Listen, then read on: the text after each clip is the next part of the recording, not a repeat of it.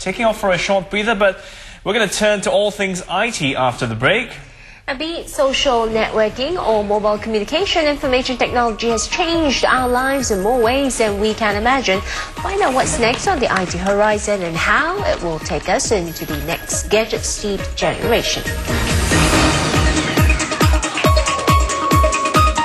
Welcome back to the program. Now, we're always looking for the next big thing that could revolutionize the way we work, live, or play. And the PC was a big thing, so was the internet, wireless communication, virtual reality, 3D. Well, you kind of get the picture of where we're going. So every decade brings new technologies, new players, and the next big idea. And each generation sees technology moving faster than the last. So what is next, and how will it help us make another quantum leap forward? Tell us more. We have Adele Resi, CEO of the Founder Institute, and Phil Lehman, CEO of software firm Evernote, joining us. Good morning, guys. Welcome to the show. Hello. Adele, let's start off with you. The Founder Institute. What is that really about? What are you out there to? Are you there to institutionalize? No. Well, our goal is to help entrepreneurs identify the best idea for them to pursue, come up with a plan to launch that idea in the market, and then raise the necessary capital to bring the idea to into the world. So we really look for amazing people and cultivate their talents. But I think as consumers, for us, we're curious. I mean, where are you looking at when you look for best ideas? What actually are the factors that make an idea something you think will succeed and revolutionize, really? Well, today what's happening is the best ideas are based on ideas that came before. So you're seeing a ton of innovation based on trends that had happened in the late 90s and early 2000, etc. So, for example, Amazon was a big idea. It brought e-commerce to the web.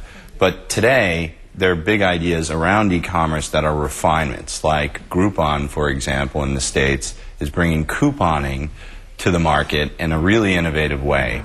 Threadless and Etsy are taking online commerce and really refining it to another level by allowing people to design their own t-shirts or selling merchandise that they make at home. So you're seeing refinements on big ideas today that are proving to be big in and of themselves. So I guess there are two ways to look at it. I mean, one is sort of, as you mentioned, a refinement from a technology that sort of exists already, and another one is where you're sort of changing lifestyles. I mean, I'm going to mention the iPhone. I think it's somewhere in between. The phone existed, but the smartphone, in that sense, the iPhone came about and kind of changed many things, the way we sort of live our lives. And perhaps, Phil, you can speak to us about that, because we know your firm produced some software, some iPhone apps. Is that right?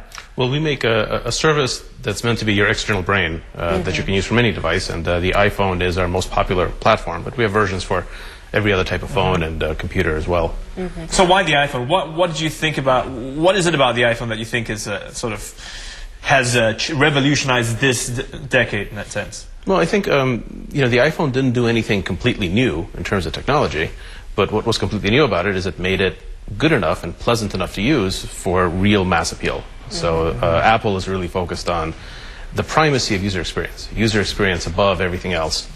And that's what takes a technology that had been available for years but was only really attractive to power users, early adopters, and geeks, and all of a sudden made it something that's desired by hundreds of millions of people in the world. And we saw that opportunity, and we said this is the platform to start with, because it'll give us the widest possible audience. Well, tell us more about it, since you are in this field anyway. We know what we want, but we don't know why we want it. So why do they want it, and why are you making these applications? What do you know about what's in our brains or what we want? Right. External brain. Yeah. Well, we're kind of lucky at Evernote in that we're direct consumer internet software. So we get to make things that are what we want. So when we do product design, we sit around and we say, well, what do we want it to be? What's the best technology that we have? What kind of features are we missing? What would make our own lives easier? And then we're lucky enough because we get to build it. So we get to design products for us.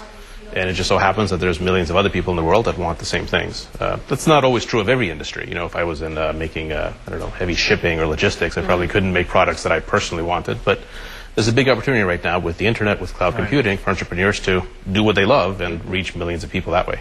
Well, Adele, I mean, when you look at proposals coming in, you look at new firms wanting to start up and sharing with you their ideas. I mean, what do you think makes them tick? What is it? Because you can't make everything to appeal just to consumers to the mass level. I mean, you need to have those geeks in that sense who will revolutionize and do something crazy, right? But Phil was exactly right. I mean, at the end of the day, if you're going out there and you want to innovate, it has to start with something that you love.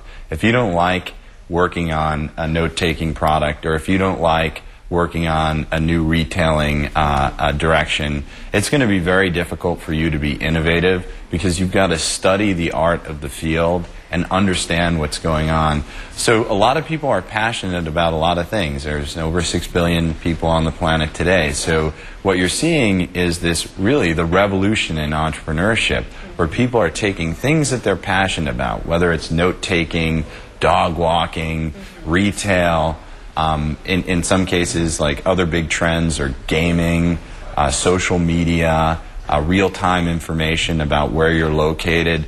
And they're passionate, let's say, about dating, and they say, wow, if I know where all my friends are, and I know where the pretty girls or the pretty guys or the handsome guys in a bar are, I could do something really amazing with that. So the innovations are coming from passion, leveraging the state-of-the-art of technology today, and that's where you're seeing some great ideas. So do you think we've moved away from like brand new inventions to sort of taking something that already exists and saying, yeah, I love, I don't know, the Post-it pad, let me find a way to revolutionize it and make it something that everybody uses in every way, or something like that? I would say absolutely. Today, most of the innovations are incremental. There's, in technology, they call brand new stuff, oftentimes are referred to as blue ocean.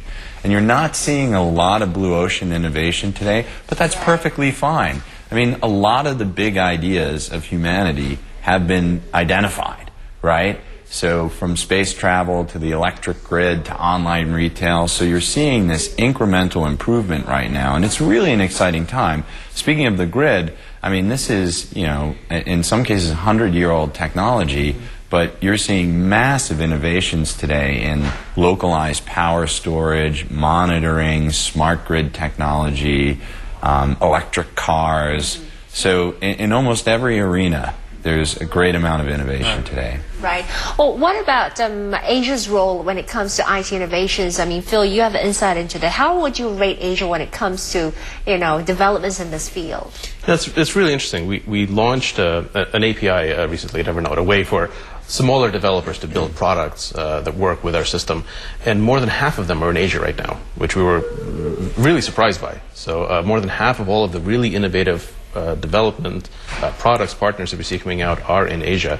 And I think it's really an auspicious sign for the region as a whole. You know, I think if Apple has kind of taught us something, it's the focus on user experience.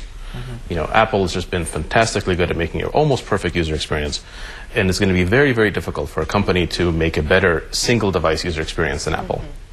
But I think that's sort of the last chapter. I think the next chapter is not user experience on a single device. It's user experience on all of the devices that you use every day, that you interact with, kind of 360-degree user experience. Right. So when you go from your computer to your phone to your refrigerator to your car to your tablet to your TV, all of that stuff working together. Right. And I think a lot of the Asian companies have a big head start in that, because they're used to making all of these lifestyle products. So I think Asia is going to become increasingly a leader in this space. Well, we also, I can give it the answer from a different perspective. So we apply a social science test to applicants who want to join the Founder Institute. And so we now operate in 13 cities across multiple continents. And so we've tested about 2,000 people worldwide.